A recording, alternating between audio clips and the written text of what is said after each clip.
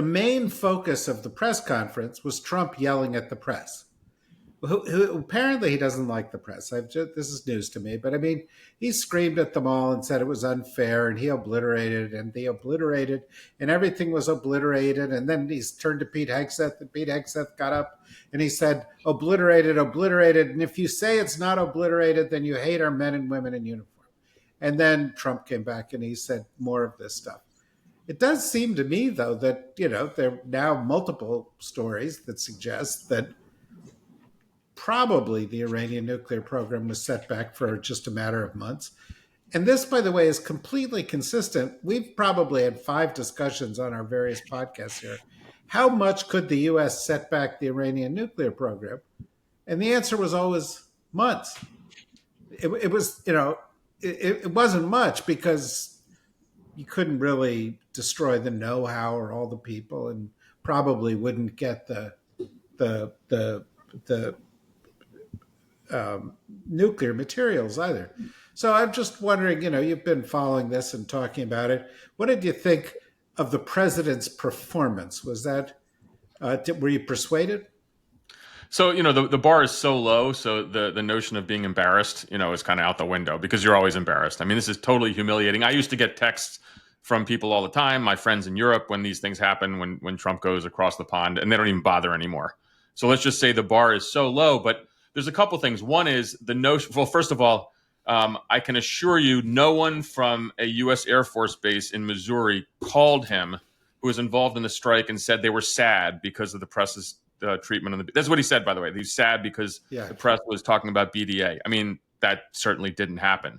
And the notion that it is unpatriotic and you somehow do a disservice to the pilots and the support personnel for really tremendous strike by just questioning the BDA, that's ludicrous. And nobody in the national security world ever does this. I mean, I ran kinetic operations for the agency.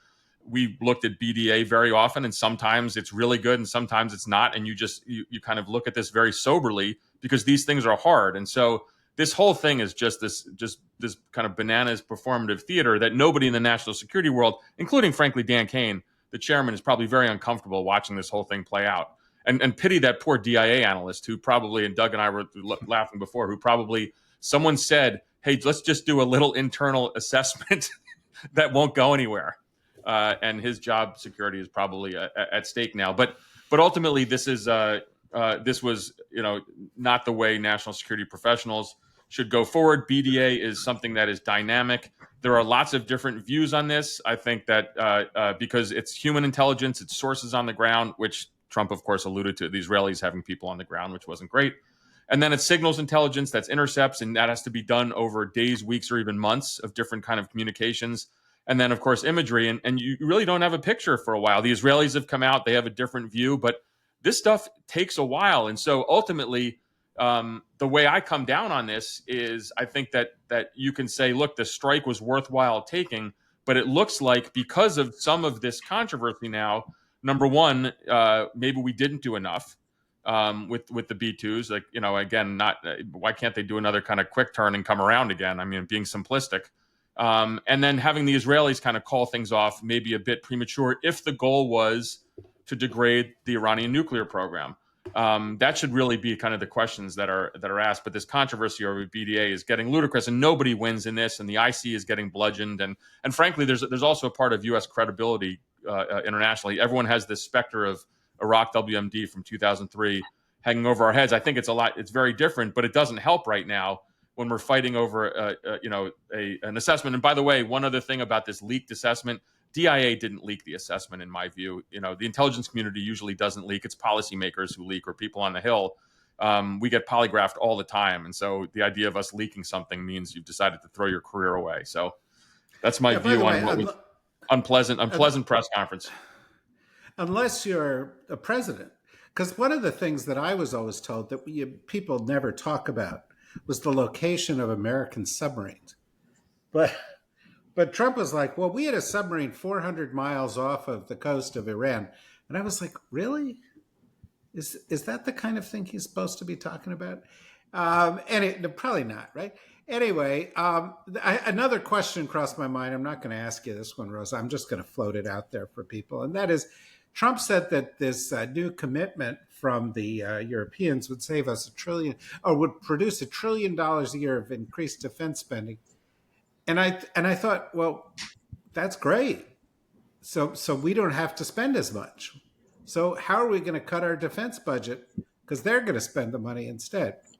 But of course, that's never going to come up. So let me just move on, Rosa, to a We different need thing all here. that money here at home, David, so that we can deploy our troops to, go on To drug busts with federal agents and arrest a bunch of, farm workers and waiters.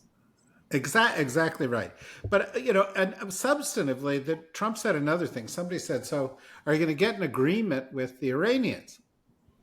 Because remember, he was working for an agreement for the past few months, and we had an agreement, of course, which he tore up in 2018. And he said, "I don't think we need one." And I was like, "Well, wait a minute. We were negotiating until a week ago to get an agreement, and then we bombed them to stop their nuclear program, and now we don't think we need an agreement anymore." And I was like, I don't know if I'm following this logic. I'm just wondering what your reaction is there, Rose. Well, David, yeah, I'm struck by your comment that you thought we weren't supposed to talk about things like the precise location of American nuclear submarines because, that might endanger them. Um, but the Trump administration is an experiment in a certain warped kind of radical transparency. In fact, our listeners might note there was an article in the New York Times today saying that our adversaries used to have entire intelligence service departments and spies dedicated to figuring out what the heck is going on in the mind of the American president, but they don't anymore because he just sort of, posts social media posts with each passing thought. So it's all right out there in the open. Unfortunately, some of it is probably classified, some of it is bonkers, but it's all there for the world to see: the good, the bad, and the ugly. Most of it is ugly. I find it. I mean, there's so much here to say, right? I am not an expert on hardened Iranian nuclear facilities, but even just based on the unclassified reporting that's been in the news for many years now, it would just be bizarre if this single set of strikes had eliminated Iran's nuclear capability. I mean, we've been hearing for years from both Democratic and Republican administrations that this is really difficult to do because the Iranians have very sensibly located their nuclear facilities deep underground. And yeah, we can sort of block up the entrances with but it's not that easy. Even with the advanced technologies that we have, this is not a sort of one and done. Yay, everybody now goes home. And Trump, of course, being Trump, who also believes himself to have sort of X-ray vision, LiDAR, et cetera, in his brain, is able to kind of glance glance up at the ceiling and say, aha, their nuclear capabilities have been permanently obliterated. And that's nice for him. And I'm sure it makes him feel happy when he goes to bed at night, which is probably good because a contented Trump is marginally less likely to lash out in really dangerous ways. So maybe we should just all be relieved by that. But yes, of course, I don't think we necessarily need to wait for all the intelligence assessments to come out, leaked or not leaked, to know that it's exceptionally unlikely that this is more than temporary setback. The idea that we now don't need an agreement because it's all over, as ever, I think I've reached the view on pretty much everything Trump touches that there's no point in saying, well, wouldn't it be better to have, Trump try to negotiate an agreement? It is better not to have Trump do anything. It is better to have Trump, go back to watching TV, frankly. Yes, once upon a time, we did have an agreement. We experts call it the JICPOA. Other people call it something else, but I'm going to dignify that by actually attempting to explain it to you peons here. But